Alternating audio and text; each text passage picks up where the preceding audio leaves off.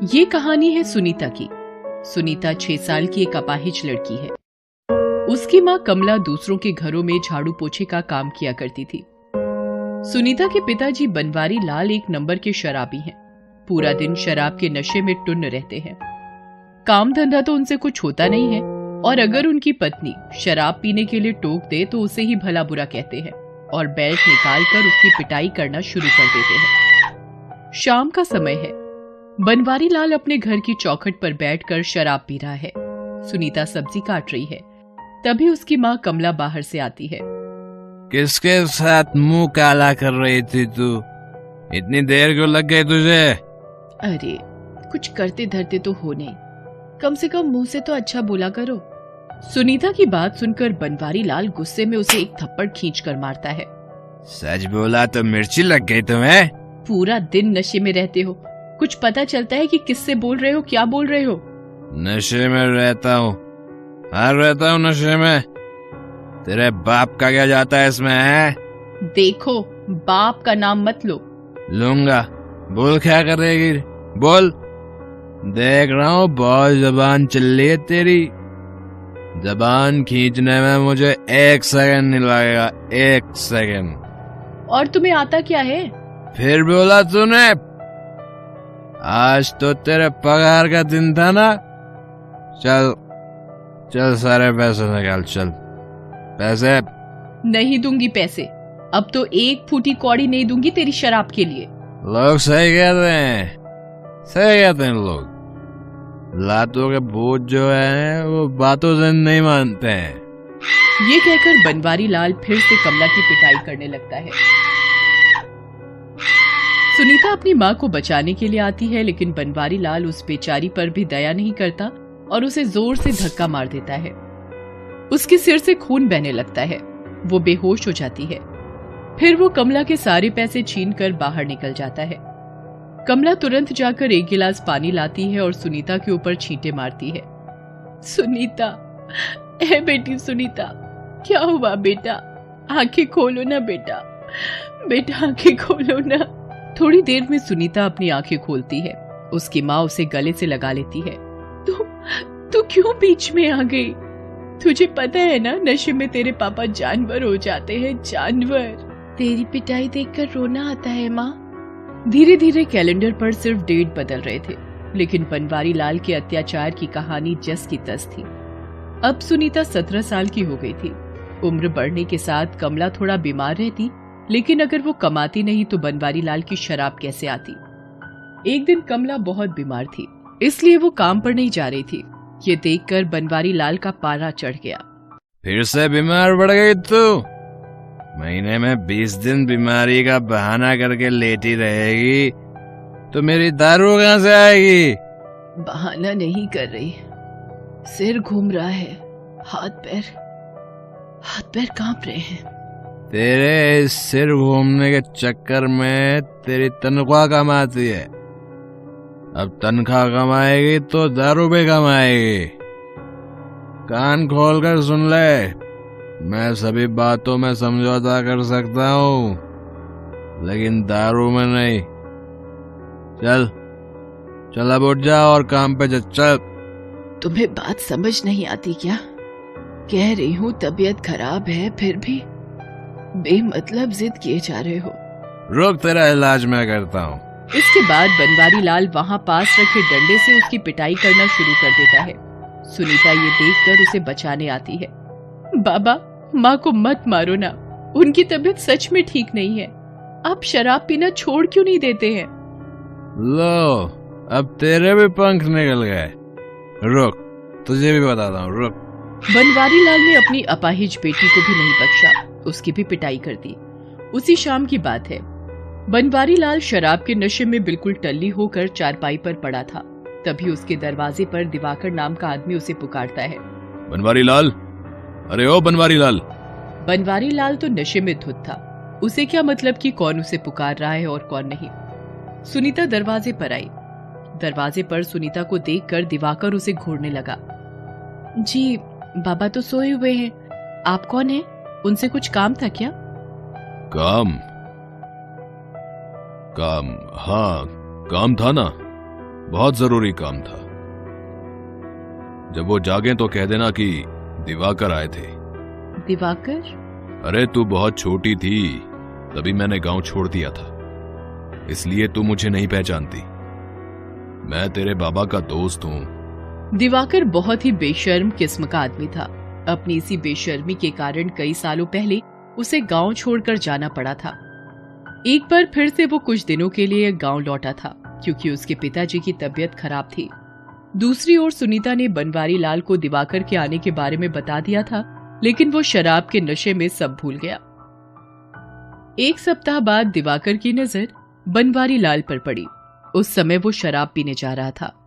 और भाई बनवारी लाल, कहाँ चल दिए? कौन? अबे अब तू मुझे भूल गया? इतना बड़ा आदमी हो गया है तू। अरे दिवाकर, तुम कब आए? 1 सप्ताह हो गया। तेरे घर गया तो था। चल छोड़ ये सब, जा कहाँ रहा है? भाई अपनी तो मंजिल भी एक है, रास्ता भी एक। शराब पीने जा रहा हूँ। सुन, बहुत पी ली तुमने वो घटिया वाली शराब। चला, आज मैं तेरे को अंग्रेजी पिलाता हूँ और मस्त चिकन फ्राई भी। चल। दिवाकर उसे शहर की एक बड़ी सी दुकान में ले गया। वहाँ उसे जी भर कर अंग्रेजी शराब पिलाई और चिकन भी खिलाया।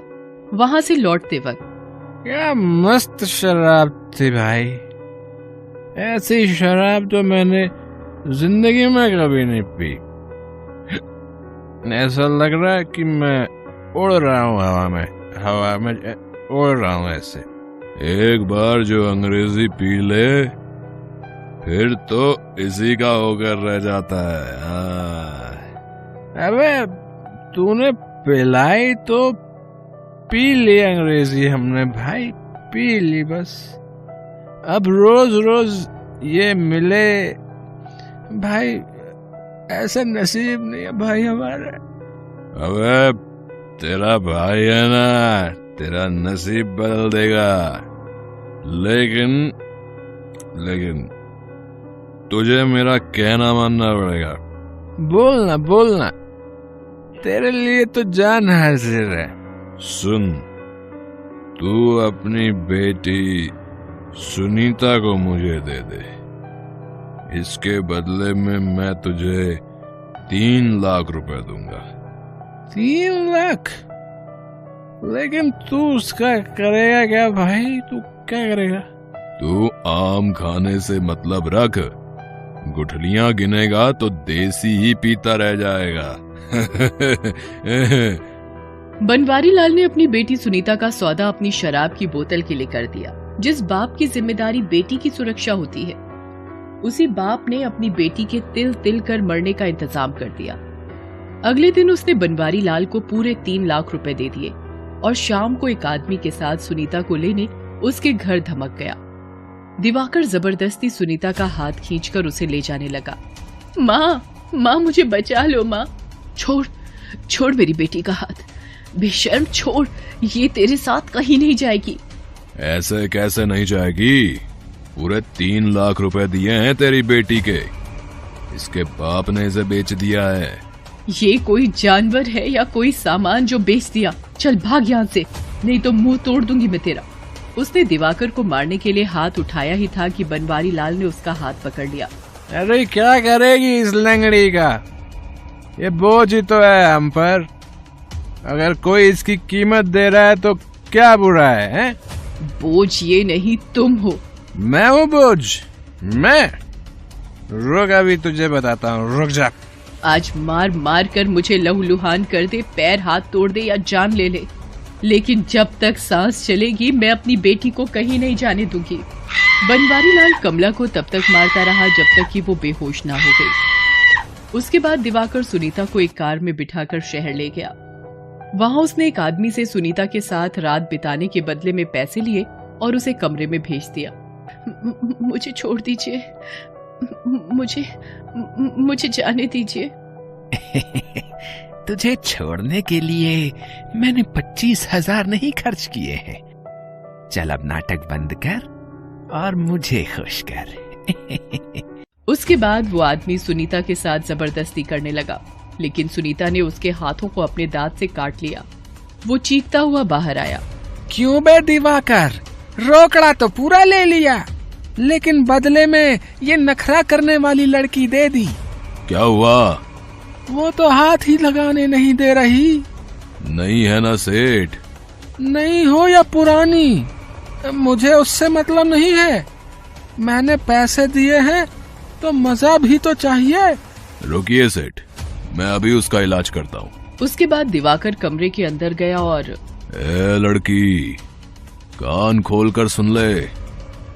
तेरे बाप को पूरे 3 लाख दिए हैं तेरे बदले, इसलिए नाटक बंद कर और ग्राहकों को खुश कर, नहीं तो ये जो तेरी एक टांग बची है ना, वो भी नहीं रहेगी। ये धमकी देकर वो बाहर निकल आया। वो आदमी फिर से अंदर गया और सुनीता के साथ जबरदस्ती करने लगा। सुनीता चीखने लगी, लेकिन उसकी चीख का किसी पर कोई असर नहीं पड़ रहा था। तभी वहां पर पुलिस की गाड़ी का सायरन सुनाई देने लगा। दिवाकर चौकन्ना हो गया। वो खिड़की से छिपकर देख रहा था कि पुलिस आखिर आई कहां है। तभी कई सारे पुलिस वाले धड़ाधड़ करके उसके घर का दरवाजा तोड़कर घुस आए। एक पुलिस वाला सुनीता के कमरे में गया और उसे उस राक्षस के चंगुल से छुड़ाया। सुनीता ये सब देखकर आश्चर्यचकित रह गई। उसने बाहर देखा कि कई पुलिस वाले खड़े हैं और उनके साथ उसकी माँ भी है। वो लंगड़ाते हुए अपनी माँ के पास गई और उन्हें गले लगा लिया। माँ, मुझे यहाँ से ले चलो, ये लोग अच्छे नहीं हैं। अब तुम्हें किसी से डरने की जरूरत नहीं है। अब ये सभी जाएंगे सलाखों के पीछे। साहब, मुझे माफ कर दो साहब, मुझे माफ कर दो।